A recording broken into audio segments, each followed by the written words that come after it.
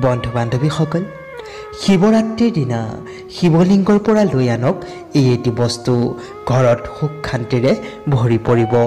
তাৰেই দুটামান কথা লৈ আপোনালোকৰ ওচৰত উপস্থিত হৈছোঁ।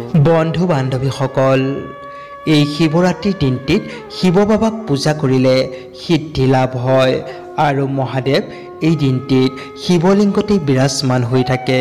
এই পবিত্ৰ দিনটিত ভগৱান শিৱক পূজা কৰিলে হাজাৰ গুণ আশীৰ্বাদ লাভ কৰিব পৰা যায়।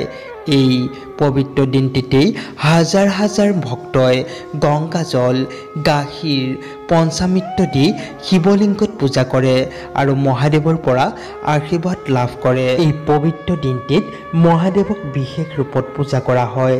ভগৱান শিৱক ভোলানাথ এইবাবেই কোৱা হয় যে তেওঁ ভক্তৰ সকলো মনৰ কামনা অতি সহজেই পূৰ্ণ কৰায়। ভগৱান শিৱ ভক্তৰ অলপ ভক্তিতেই সন্তুষ্ট হয় আৰু আশীৰ্বাদ প্ৰদান কৰে। সেয়েহে এই পবিত্ৰ শিৱৰাত্ৰি দিনটিত যদি শিৱলিংগৰ পৰা এই এটি বস্তু অনা হয়, ইয়াৰ দ্বাৰা আপোনাৰ ভাগ্য সলনি হ'ব আৰু ঘৰৰ মংগল হ'ব, ধন সম্পত্তিৰ অভাৱ নহ'ব। সেয়েহে জানো আহক এই বস্তুটোনো কি। বন্ধু বান্ধৱীসকল, শিৱৰাত্ৰিৰ দিনটিত শিৱলিংগত গাখীৰ, মৌ, ঘি, বেলপাত আদিৰে অভিষেক কৰি থকা হয়।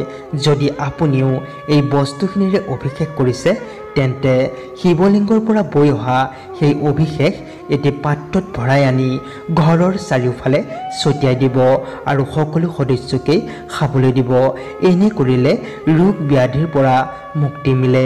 ইয়াৰ দ্বাৰা ঘৰৰ অমংগলবোৰ, সংকটবোৰ দূৰ হয় আৰু ঘৰত সুখ শান্তিৰে